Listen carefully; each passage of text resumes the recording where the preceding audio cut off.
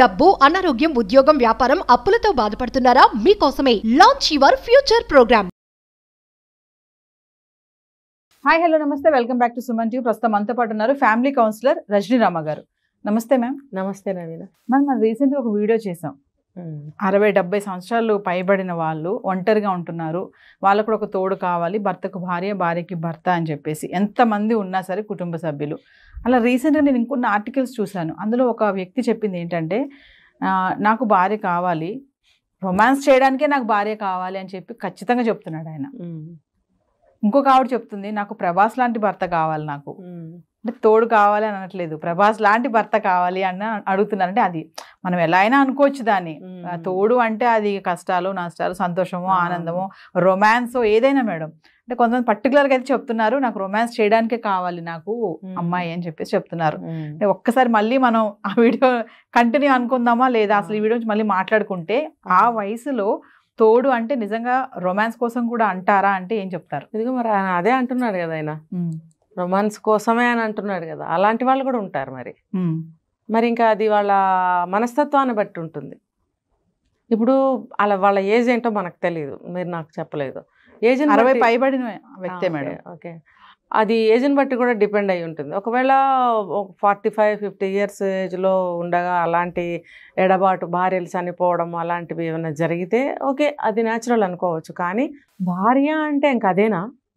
ఇప్పుడు second marriage చేసుకుంటున్నారు, first marriage అయ్యింది, మీకు లైఫ్ అంతా చూశారు. ఇప్పుడు సెకండ్ మ్యారేజ్ ఆవిడ ఎక్స్పైర్డో ఏదో అనుకుందాం. సెకండ్ మ్యారేజ్కి మీరు సిద్ధపడినప్పుడు మళ్ళీ కూడా మీరు అదే పాయింట్ మీద మీరు పెళ్లి చేసుకోవాలనుకుంటున్నారు. అసలు పెళ్ళి అంటే ఏంటి? ముందు పెళ్ళైనా ఇప్పుడు పెళ్ళైనా పెళ్ళి అంటే ఒకళ్ళకొకళ్ళు జీవితకాలం కలిసిమెలిసి ఒకళ్ళ కష్టంలో ఒకళ్ళు పాలు పంచుకుంటూ బ్రతకాలని కదా. ఇప్పుడు ఆ ఆలోచనని పక్కన పెట్టి ఇప్పుడు నేను ఒకటి విన్నానండి, ఒక తల్లి చెప్పడం నేను విన్నాను, బాగుంటేనే దగ్గర ఉంచుకునేది, బాగోపోతే తోసేయి అని ఒక తల్లి చెప్పడం నేను డైరెక్ట్గా విన్నాను కొడుక్కి. అంటే అటువంటి తల్లులు ఉన్నారు. అలా నేర్పిన తల్లులు ఉన్నప్పుడు, నేర్చుకున్న కొడుకులు ఉన్నప్పుడు ఏజ్ సంబంధం ఏం లేదు. అది 60 కావచ్చు, 25 కావచ్చు, ఏదైనా కావచ్చు. అలాంటి వాళ్ళల్లో ఇలాంటి భావాలు నాటుకుపోతాయి. ఇప్పుడు సెకండ్ మ్యారేజ్ చేసుకోవాలనుకుంటున్నప్పుడు కూడా ఆయన ఇలా మాట్లాడాడు అంటే ముందు భార్యని ఆయన ఎలా చూసుకుని ఉంటాడు?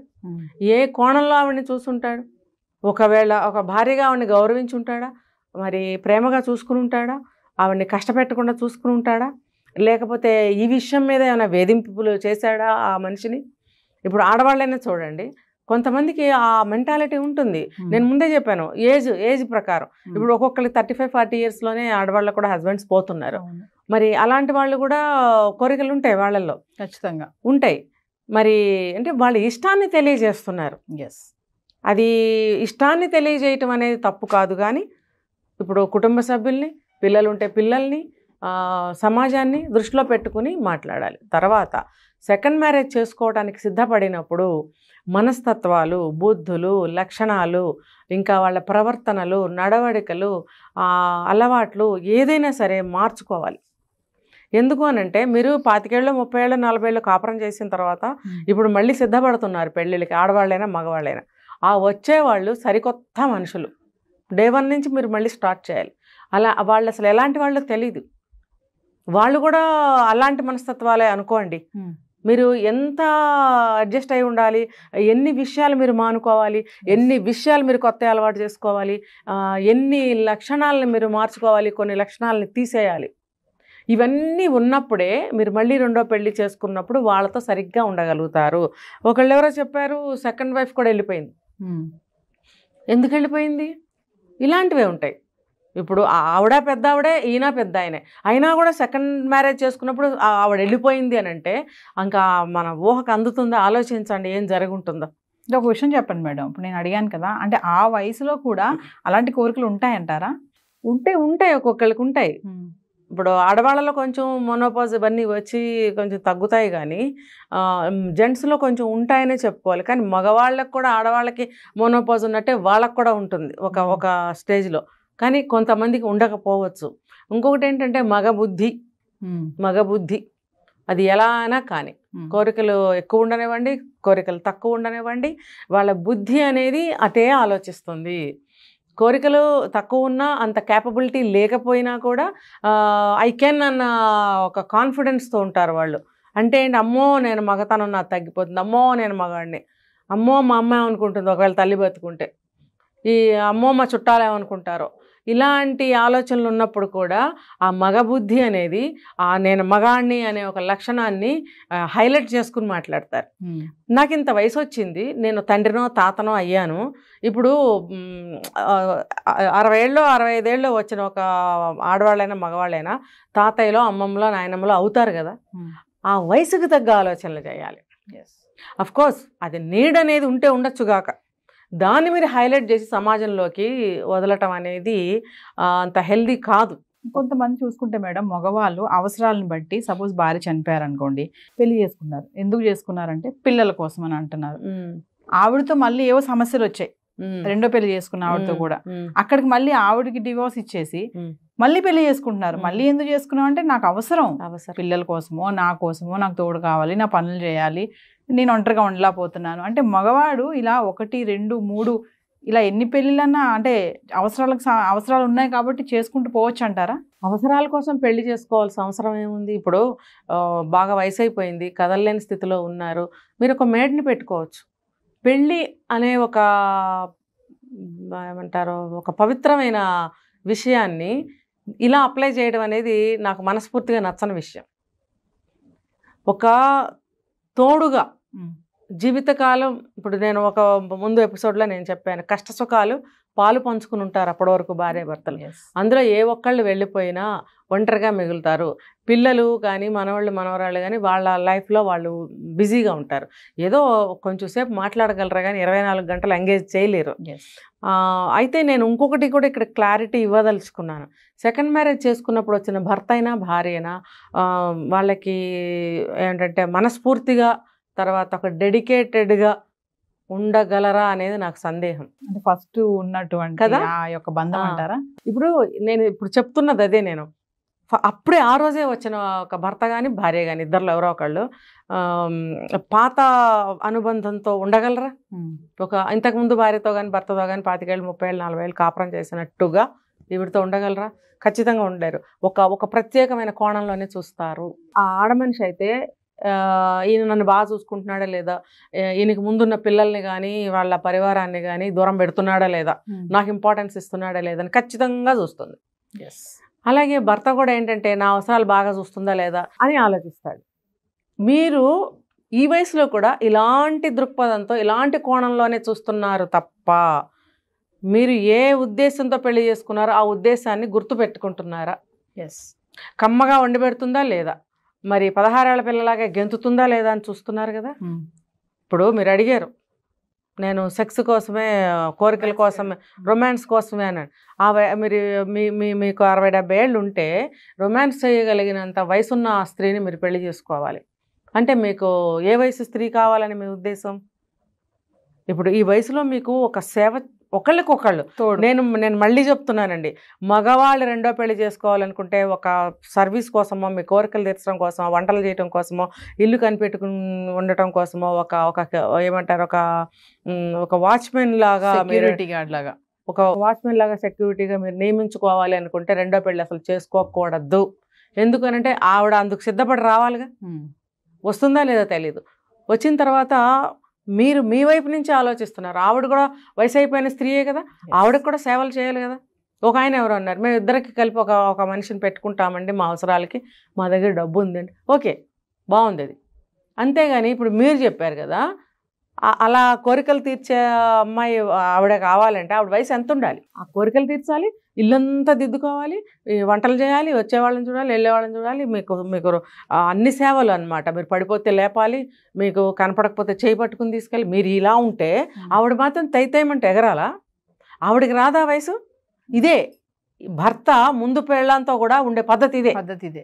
అక్కడ కూడా అదే ఉంది, ఇప్పుడు కూడా 60 దాటాక కూడా అదే పెళ్లి. మూడో పెళ్లి చేసుకున్నప్పుడు కూడా బుద్ధే మారదు. అర్థమైందా? ఎవరైతే సెకండ్ మ్యారేజ్ చేసుకోవాలనుకుంటున్నారో మగవాళ్ళకి నేను ఇది చెప్తున్నాను.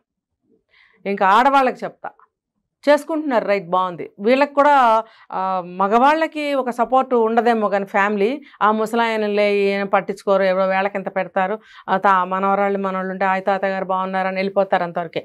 ఇప్పుడు ఆడవాళ్ళకి ఒక ఫ్యామిలీ ఉండనే ఉంటుంది ఖచ్చితంగా. పిల్లలు లేకపోయినా వాళ్ళు ఎవరో ఒకళ్ళు ఉంటారు.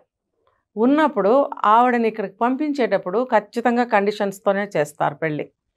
మా మనిషికి కూడా ఒక 50 ఏళ్ళు వచ్చినాయో 55 ఏళ్ళు వచ్చినాయో మరి 60 వచ్చిందో మరి ఈవిడ వయసు ఇది, ఈవిడ హెల్త్ ఇష్యూస్ ఉంటే కనుక ఇగో ఇవి ఉన్నాయి అని చెప్పి అన్నీ చెప్తారు. తర్వాత ఈవిడికి సెక్యూరిటీకి మీరు ఏమన్నా ప్రాపర్టీస్ రాస్తారా, అగ్రిమెంట్ రాస్తారా, ఖచ్చితంగా ఇస్తున్నాను ఇగో ఇంత ప్రాపర్టీ ఇస్తున్నాను అంటే ఎదురు కట్నం. అవును, అంతేగా. అంతే.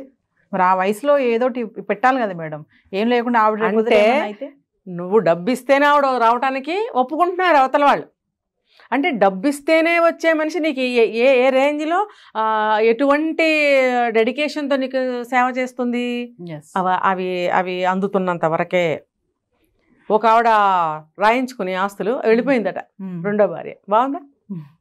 అయితే ఆడవాళ్ళకు కూడా నేను చెప్పేది ఏంటంటే, మీకు కూడా ఒకళ్ళకొకళ్ళు తోడుగా ఉండటం కోసం పెళ్లి చేసుకుంటారనేది ఇద్దరూ అర్థం చేసుకోవాలి. అంటే ఈ వయసులో కూడా మీకు అర్థం కావట్లేదు అని అంటే, ఇప్పుడు వరకు మీరు లీడ్ చేసిన వయసులో ఏం అర్థం చేసుకుంటారు భర్తను కానీ భార్యను కానీ?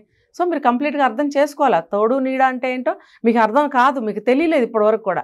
మరి ఇప్పుడు మళ్ళీ రెండో పెళ్ళికి సిద్ధపడి కూడా ఇంకా అర్థం చేసుకోకుండా ఇప్పుడు కూడా మీరు అదే పద్ధతిలో నడవాలనుకుంటున్నారు, ఆడవాళ్ళైనా మగవాళ్ళైనా.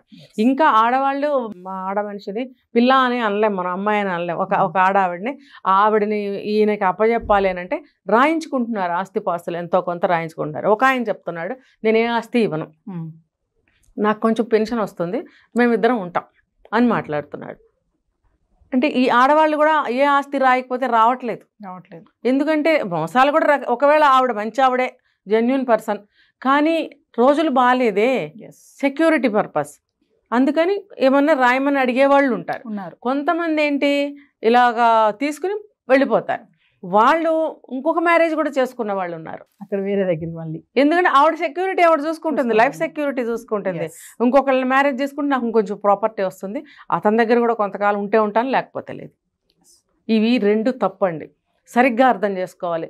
సెకండ్ మ్యారేజ్ యొక్క ఉద్దేశం ఏంటంటే, ఒక మంచి మనసుతో నీకు నేను సాయం చేస్తాను, నాకు నువ్వు సాయం చెయ్యి, ఒకళ్ళకొకళ్ళు సాయపడుతూ తోడుగా మిగిలిన జీవితం గడుపుదాము అని అనుకుంటేనే పెళ్లి చేసుకోవాలి. అసలు ఇంకా చెప్పాలంటే, ఇంకా ముందుకెళ్ళి చెప్పాలంటే, రెండో పెళ్లి చేసుకుంటే మహా తప్పుగా చూసేవారు ఒకప్పుడు కదా. చాలా తప్పుగా చూసేవారు. ఇప్పుడు కూడా పిల్లలు అనేవాళ్ళు ఒప్పుకోవట్లేదు సెకండ్ మ్యారేజ్ అంటే. వీళ్ళు వాళ్ళతో ఫైట్ చేసి ఇంట్లోంచి బయటకు వచ్చేసి నన్నెవరు చూస్తారు అనేటువంటి ఇలాంటి ప్రోగ్రామ్స్ కోసం కొంచెం తెచ్చుకుంటున్నారు, పౌరుషాన్ని ఇన్స్పైర్ అవుతున్నారు అంటారా, పౌరుషం తెచ్చుకుంటున్నారు. ఏంటంటే ఇలాంటివి అవేర్ చేయడం కోసం ప్రోగ్రామ్స్ చేస్తాం, కానీ పొలం అంటూ అందరూ పెళ్ళిళ్ళు చేసుకోండి, కొంపకి నిప్పు పెట్టుకోండి అని చెప్పం. నేనైతే దానికి విరుద్ధం. మీరు ఏ కండిషన్స్లో చేసుకోవాలంటున్నారో ఆ కండిషన్ అనేది జెన్యూన్గా ఉండాలి. నిజంగా ఎవరు లేరు, మీకు దిక్కు లేదు, ఇంట్లో కనీసం ఇంత అన్నం వండే వాళ్ళు కూడా లేరు అంటే మీ వయసుకి కొంచెం దగ్గరగా ఉన్న వాళ్ళని చేసుకుంటే ఆవిడ కూడా కొంచెం అన్నమే ఉండగలుగుతుంది, ఇంకేమీ చేయలేదు అనే ఉద్దేశాన్ని మీరు స్థిరపరచుకుని ఆ ఇది మీద మీరు చేసుకుంటే చేసుకోండి. అంతేగాని మీకు రొమాన్స్ చేయటం కోసము, లేకపోతే మీకే తాగుళ్ళో సిగరెట్లో ఇంకో అలవాట్లో ఉంటే అవన్నీ భరించడం ఎవ్వరూ భరించరు. ముందు చేసుకున్న భార్యే భరించదు, రెండోసారి వచ్చిన ఆవిడ అసలు భరించదు.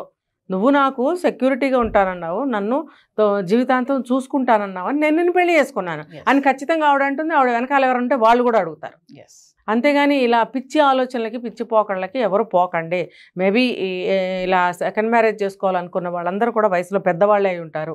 అయినా కూడా నేను ఇలా చెప్తున్నాను ఎందుకంటే మిమ్మల్ని వాస్తవంలో నేను నుంచోబెట్టాలనుకుంటున్నాను.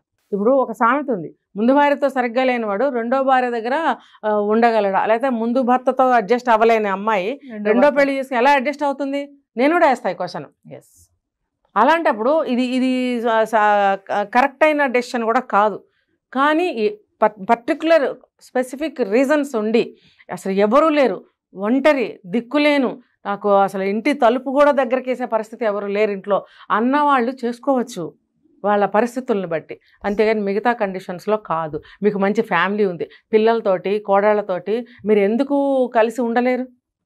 నేను ఈ సందర్భంలో వాళ్ళ ఫ్యామిలీస్కి కూడా చెప్తున్నాను, మీరు తల్లిదండ్రులు ఎవరైనా ముసలి వాళ్ళు అయిపోతే కనుక వాళ్ళని ఇంకా జాగ్రత్తగా చూసుకోవాల్సిన అవసరం మీకు ఉంది, లేకపోతే అన్ని నష్టాలు మీకే వస్తాయి. ఇంతే, ఈ నష్టం ఇలాంటి ఏమైనా జరిగితే ఆ నష్టం వాళ్ళకే కదా. వీళ్ళు ఏం చెప్తారు, వాళ్ళు మమ్మల్ని పట్టించుకోరు, మమ్మల్ని చూడరు, వాళ్ళకేదో పెడితే పెడతారు లేకపోతే లేదు. కొంతమంది ఇసడించుకుంటారు, కొంతమంది టైంకి పెట్టరు, కొంతమంది మిగిలిని పెడతారు. నిన్నటి మొన్నటి వేడి చేసి పెట్టడం, లేకపోతే నిన్నటి మొన్నటి అట్లానే డైరెక్ట్గా పెట్టడం, ఈ కేసులు అనేది జరిగాయండి. ఇవన్నీ అన్యాచురల్ కానే కాదు. ఇలాంటి ఫుడ్ పెట్టడం వల్ల కూడా వాళ్ళు దుఃఖపడుతున్నారు. దుఃఖపడుతున్నప్పుడు ఏం చేయాలి, వీళ్ళు కూడా ఫ్యామిలీ మెంబర్స్ పెద్దవాళ్ళని మంచిగా చూసుకోవాలి, బుద్ధి ఉండాలి. రేపు ఇవన్నీ చూస్తూ మన పిల్లలు పెరుగుతున్నారు, వాళ్ళు కూడా మనకి ఇదే ట్రీట్మెంట్ ఇస్తారు. ఏనాడో 50 సంవత్సరాల క్రితము తాత మానవుడని ఒక సినిమా తీశారు. సినిమా చూడకపోతే ఎవరైనా చూడండి, చక్కగా చెప్పారు తీర్పు. అదే తీర్పు అందరి జీవితాల్లో జరుగుతుంది. కాబట్టి పేరెంట్స్ ఉంటే మంచిగా, మరి పూజలు చేయమని నేను చెప్పట్లే, పేరెంట్స్కి 24 గంటలు వాళ్ళతోనే ఉండమని నేను చెప్పట్లేదు. మినిమం మీరు వాళ్ళకి చూడాల్సిన అన్ని చూడాలి, అందరూ పలకరిస్తూ ఉండండి. లేదు, ఇటువైపు నుంచి చెప్తా, ఈ ముసలాళ్ళు కూడా తిన్నగా ఉండరు, ప్రతిదాన్ని కెలుపుతారు, ప్రతిదాన్ని పట్టించుకుంటారు, ప్రతిదానికి ఇంకా మా మాట వినరేంటి అంటారు. అలాంటప్పుడు వాళ్ళు ఖచ్చితంగా దూరం పెడతారు. ఇటు వీళ్ళు ఇవి అర్థం చేసుకోవాలి, అటు వాళ్ళు అర్థం చేసుకోవాలి. మనం పెద్దవాళ్ళం అయ్యాము, మనకి నోరు బాగానే ఉంటుంది కన్ను మూసే వరకు, ఆలోచనలు కూడా షార్ప్గానే ఉంటాయి, నోరు కూడా షార్ప్గానే ఉంటుంది, బాడీ మాత్రం కదలదు. బాడీ కదలదు, మనం మాటే మాట్లాడగలం అనే నిజాన్ని తెలుసుకోవాలి, ఆ మాటను కంట్రోల్లో పెట్టుకోవాలి. మనం పెద్దవాళ్ళము, అడిగితే తప్ప ఏమీ చెప్పద్దు, మన జాగ్రత్తలు మనం ఉండాలి, ప్రతి దాంట్లో వేలు పెట్టకూడదు, మంచిగా అమ్మా బాబు అంటూ ప్రేమగా చూడండి. మనవాళ్ళ దగ్గరకు వస్తే దగ్గర రానివ్వరు కొంతమంది మనవాళ్ళని, దూరం అంటారు. ఏంటి ఎక్కడైనా తగులుతుందేమో అని, తగులుతా బాబు తగులుతుంది నాయన అని ప్రేమగా చెప్పొచ్చు కదా, దగ్గర రానివ్వరు. వాళ్ళ భాషలో తిడుతూ ఉంటారు, పిల్లలకి అర్థం కాదు. ఈ పిల్లలకి ఎవ్వమని ఏడవడం, ఆ పిల్లవాడు తల్లి ఇరిటేట్ అవ్వడము, మళ్ళీ ఆ భార్యాభర్తల మధ్యన గొడవలు రావడం, ఇవన్నిటికీ కారణం ఏంటి, సమన్వయం లేకపోవడం. ఆలోచన, అది అర్థం చేసుకునే కెపాసిటీని కలిగి ఉండరు. ఒకవేళ కలిగి ఉన్నా ఈగోస్ చంపేస్తాయి వాటిని. ఎంత పెద్దవాళ్ళైనా ఈగోస్తో బాగా ఇదవుతున్నారండి. ఆ ఈగోస్ అనేది పక్కన పెట్టాలి. మీ పెద్దరికం మీకు ఇస్తారు, మీ గౌరవం మీకు ఇస్తారు. ఎప్పుడంటే మీరు కూడా ఆ రకంగా మీరు నిర్ణయించుకోవాలి మీ స్థానాన్ని. మీరు పెద్దవాళ్ళం, మనం ఇలా ఉండాలి, అడిగితే కానీ మనం చెప్పకూడదు, ప్రతి దాంట్లో వేలు పెట్టద్దు, వాళ్ళని విసిగించకూడదు. ఏదైనా అవసరమైతే అడగండి, తప్పలేదు. అంతేగాని ప్రతిదానికి వెళ్తారు కొంతమంది. ఎంత 90 ఏళ్ళు వచ్చినా 100 ఏళ్ళు వచ్చినా సాధించి పొడుగు చేస్తున్న ముసలి వాళ్ళు ఇంకా ఉన్నారు. మరి కష్టమే కదా. మరి వాళ్ళు ఇలా చూడకపోతే ఇంకెలా చూస్తారు? కాబట్టి ఇలా చూడటము వీళ్ళ తప్పే, ఇలా ప్రవర్తించడం వీళ్ళ తప్పే. అటువంటి పరిస్థితుల్లో సెకండ్ మ్యారేజ్ కావాలంటారు. వయసు ఎంత అన్నామని 80 ఏళ్ల వ్యక్తి ఫోన్ చేశారు నాకు, ఆయనకి సెకండ్ మ్యారేజ్ కావాలని. మరి ఇలా ఉంటాయి. కాబట్టి రెండు పక్కలా కూడా అర్థం చేసుకుని ముందుకు వెళ్ళగలిగితే ఈ సెకండ్ మ్యారేజ్ అనే అవసరమే రాదు. మీ తల్లిలో తండ్రో సెకండ్ మ్యారేజ్ చేసుకుంటే మీరు ఇష్టపడటం లేదు, ఎందుకు వాళ్ళు చేసుకోవాలనుకుంటున్నారో మీరు అర్థం చేసుకుని వాళ్ళని సక్రమంగా చూసుకుంటే వాళ్ళకి ఆలోచనలు రావు.